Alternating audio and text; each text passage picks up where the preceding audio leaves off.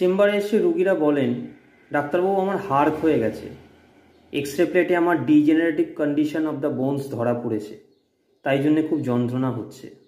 না, ভুল কথা। হাড় ক্ষয়ে গেলে যন্ত্রণা হয় না, ব্যথা হয় না।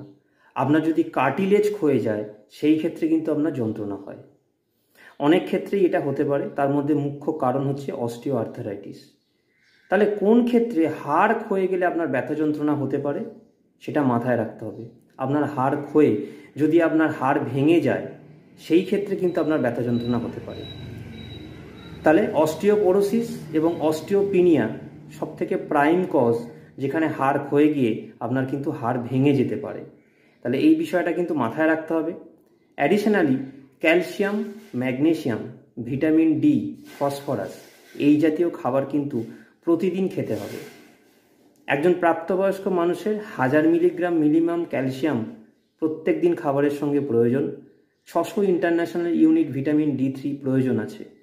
এই খাবার আপনাদের খেতে হবে, তাহলে আপনার হাড় শক্ত থাকবে এবং কার্টিলেজ যাতে সঠিকভাবে মেনটেন হয় আপনাদেরকে অ্যাক্টিভলি এক্সারসাইজ করতে হবে। শুধুমাত্র প্রয়োজনীয় খাবারগুলো খেলে হবে না, শরীরের মোবিলিটিকে ঠিক রাখার জন্যে আপনাদের এক্সারসাইজ করাটা ভীষণ প্রয়োজন। ধন্যবাদ।